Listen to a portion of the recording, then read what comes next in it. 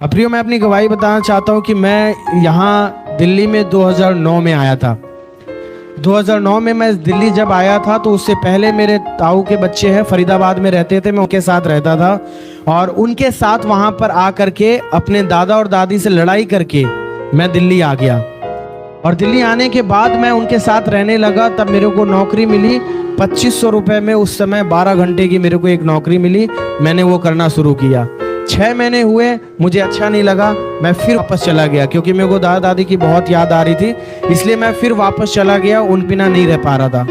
फिर उनके साथ वहाँ रहते वक्त फिर कुछ समय बाद हमारे दादाजी की जो है डेथ हो गई। वो परमेश्वर ने उनको बुला लिया अपने पास। फिर मैं अकेला पड़ गया। फिर मैं दोबारा अकेला गांव से दिल्ली चला आया और इस बार ठान के आया था कि मैं दिल्ली जा रहा हूँ, इस बार मैं या तो कुछ बन के आऊँगा या मैं वहीं हमेशा के लिए भटक जाऊँगा। मैंने ऐसा अपने मन में वहाँ से विचार किया और मैं चला आया दिल्ली। और प्रियो, दिल्ली आने के बाद मैं संगम विहार में रहने लगा। संगम विहार में रहने के बाद मेरे जीवन में मैं परमेश्वर के साथ बना हुआ था। मैं सुबह उठकर प्रार्थना, शाम को प्रार्थना, मैंने परमेश्वर को कभी नहीं छोड़ा। मैं अकेला रहता था, मेरे साथ उस समय कोई भी नहीं था। मैं साकेत डीएलएफ मॉल में जॉब करने लगा। तब मेरे को 4500 रुपये मिलने लगे। 2012 की 10-11 की बात बता रहा हूँ मैं। फिर उसके बाद क्या हुआ, मैं धीरे धीरे वहाँ पे रह रहा था कि तभी मेरे जो चाचा जी हैं वो भी मेरे साथ यहाँ आ गए दिल्ली में। और उनको मैंने कमरा दिलाया अपने बगल में ही, अपने साथ उनको रखा और अच्छे से रखा। उनको मैं आत्मिक जीवन में आगे बढ़ाने का प्रयास कर रहा था। मैं उनको चाह रहा था कि वो आत्मिक जीवन में आगे बढ़े। लेकिन जो हादसा उन्होंने किया था, जो कांड करके वो आए थे, उसके बारे में मुझे नहीं पता था कि ये क्या करके आए हैं। मैंने उनको रखा, उनके साथ जो परिवार था उसको रखा, उनको पनाह दी और अपने साथ रखा।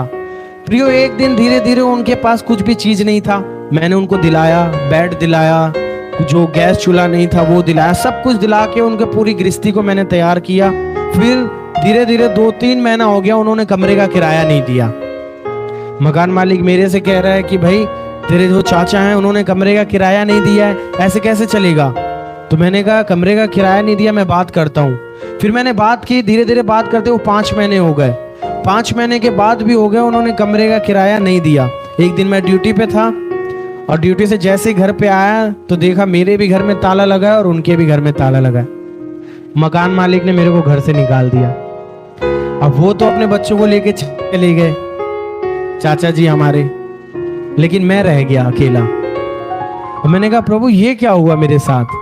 मैं मकान मालिक से बहुत रिक्वेस्ट कर रहा हूँ, मैं कह रहा हूँ कि अरे अंकल कोई बात नहीं, मैं अभी कहीं नहीं जा रहा हूँ, मैं यहीं हूँ, मैं दे दूँ। लेकिन वो ठहरा जाट गुजर आदमी और वो बहुत ही ज्यादा बेईमान था और उसकी नीयत मेरे सारी चीज़ों पर थी। जो मेरे घर में जितनी भी चीज़ें पड़ी थी उन सब पे उसकी नीयत थी, क्योंकि उसको पता था कि ये नहीं दे पाएगा और ये सारी चीज़ें मैं ले लूँगा। तो उसने ताला मार दिया। मेरे स्कूल के सारे सर्टिफिकेट्स, मेरे सारे डॉक्यूमेंट, सब कुछ मेरा वहाँ पर था। मैंने कहा अंकल कम से कम वो चीज़ें तो दे दो मेरे को जो इम्पोर्टेंस है। उसने कहा पहले पैसा लेके आ तभी दूंगा। तभी मैंने गाँव से फ़ोन किया, मम्मी को बताया सारी कहानी। तब एक चाचा हमारे गांव से आए, मैं उनका नाम नहीं बताऊंगा, वो मदद करने के लिए मेरे गांव आए, गांव से दिल्ली आए। 2-3 दिन मेरे साथ रहे।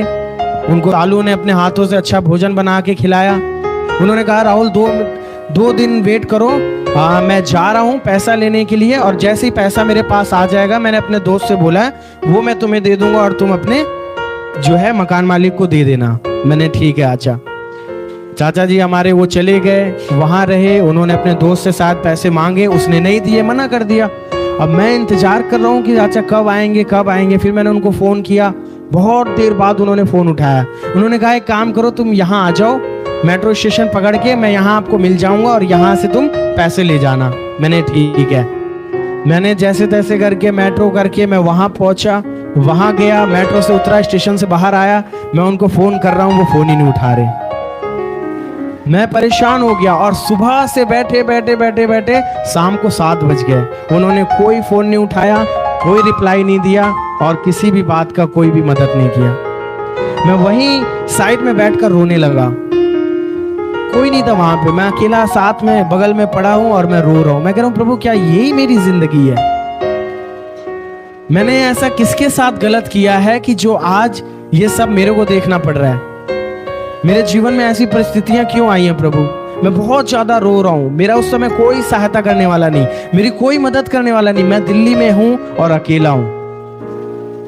तभी फिर मैंने सालू को और आकाश को अपने साथ लिया। मैंने अपनी मौसी से बदरपुर में, जो यहाँ पहलादपुर में रहती हैं, उनसे रिक्वेस्ट की कि कुछ दिनों के लिए आप मेरे को अपने घर में रख लो, जब सब कुछ ठीक हो जाएगा मैं अपना घर ले लूँगा, रूम ले लूँगा, तो मैं एडजस्ट कर लूँगा, फिलहाल कुछ दिन के लिए आप मेरे को। तो मैं उनका तहे दिल से धन्यवाद देता हूँ और आज भी मैं उनका एहसान मानता हूँ कि ऐसे बुरी परिस्थिति में उन्होंने मेरा और मेरे परिवार का साथ दिया। उन्होंने मुझे संभाला, मेरे भाई बहन को संभाला, हमें अपने घर में रखा। हमारी वजह से उनके घर में कलेश होता था, लेकिन फिर भी उन्होंने हमें संभाला। मैं प्रभु का धन्यवाद देता हूँ। तब मैंने एक कमरा लिया, वहाँ रह के मैंने अपने प्रार्थना को मजबूत किया, और जब मैंने अपनी प्रार्थना को मजबूत किया, मैं परमेश्वर में बढ़ता गया। तब मैं यहाँ से और संगम विहार चर्च जाया करता था। मैंने चर्च को कभी नहीं छोड़ा, संगति को कभी नहीं छोड़ा और ना परमेश्वर को कभी छोड़ा। प्रियो, मेरे जीवन में बहुत सारे उतार और चढ़ाव आए, लेकिन मैं दृढ़ खड़ा रहा और प्रभु की महिमा करता रहा। और हैरानी की बात तो ये है कि मैं 10th क्लास फेल हूँ। लोगों को, बहुत सारे लोगों को ये लगता है कि राहुल भैया बहुत ज़्यादा पढ़े लिखे हैं, अच्छा एजुकेशन है उनके पास, अच्छा उन्होंने क्वालिफिकेशन किया हुआ है, लेकिन रियल फैक्ट तो ये है कि मैं 10th क्लास का जब मेरा एग्ज़ाम चल रहा था, मात्र 2 एग्ज़ाम दिए थे, तभी मेरे दादा को डॉक्टर ने जवाब दे दिया छत्तीसगढ़ से कि अब आपके दादा जो हैं 2 या 3 महीने के अंदर ख़त्म हो जाएंगे, क्योंकि ऑलरेडी 3 हार्ट अटैक आ चुका है, अब आएगा तो वो नहीं बचेंगे। उन्होंने तुरंत तैयारी की, उन्होंने कहा मैं मरूंगा तो अपनी जन्मभूमि पे मरूंगा, यहाँ से चलो। मेरा एग्ज़ाम भी गया। 2007 में मैं 10th क्लास का एग्ज़ाम कर रहा था और उस समय मैंने सिर्फ 2 एग्ज़ाम दिए, मेरी पढ़ाई भी और मेरी ज़िंदगी भी वहीं पे ख़त्म हो गई। मुझे कुछ समझ में नहीं आया कि मैं क्या करूं, कैसे करूं, लेकिन एक बात समझ गया था अच्छी तरह से, परमेश्वर जिंदा है। हालेलुया। एक चीज समझ गया था, परमेश्वर जिंदा है और वो हमारे साथ है।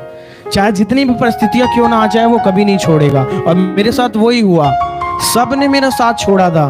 मैं ये कहानी इसलिए बता रहा हूं अपने जीवन की कि हम लोग प्रयास करते हैं कि हमारे रिश्तेदार बहुत अच्छे हैं, हमारे परिवार में हमारे लोग बहुत अच्छे हैं,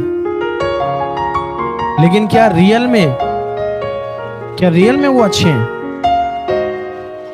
अगर वो अच्छे होते तो परमेश्वर मुझे भी बचाता और उनको भी बचाता, लेकिन उनके चक्कर में परमेश्वर ने मुझे भी दुख दिया। क्यों? क्योंकि वो गलत करके आए थे और मैं उस गलत का साथ दे रहा था। वो मेरे सगे चाचा थे, उन्होंने काम गलत किए थे, परमेश्वर की दृष्टि में गलत काम किया था और मैं उनका साथ दे रहा था। उनको, उनके बच्चों को, उनके परिवार को मैं सोच रहा था प्रभु में लाऊंगा, इनको आगे बढ़ाऊंगा, अच्छी शिक्षा दूंगा, आत्मिक जीवन में आगे बढ़ाऊंगा। परमेश्वर ने उन्हें ग्रहण नहीं किया। मैं ये बताना चाह रहा हूं कि आज लोग पाप करते हैं और सोचते हैं मैं परमेश्वर के भवन में चला जाऊंगा, प्रभु माफ कर देगा, या मेरे माँ बाप ने जो किया, मेरे भाई बहन ने किया, जो मेरे बच्चों ने किया, कोई नहीं, परमेश्वर माफ कर देगा। परमेश्वर कभी माफ नहीं करेगा।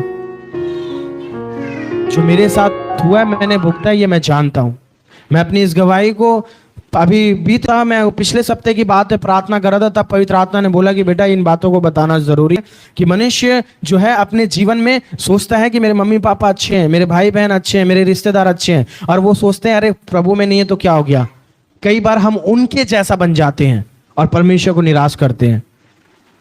तो प्रियो, हमें उनके जैसा नहीं बनना है, उन्हें अपने जैसा बनाना है, और परमेश्वर ने चाहा तो जरूर बनाएगा। हालेलुया। परमेश्वर का मैं धन्यवाद देता हूं कि उसने तब से लेकर और आज तक मुझे स्थिर खड़ा किया है और आत्मिक जीवन में आगे बढ़ा रहा है। मैं परमेश्वर का धन्यवाद देता हूं।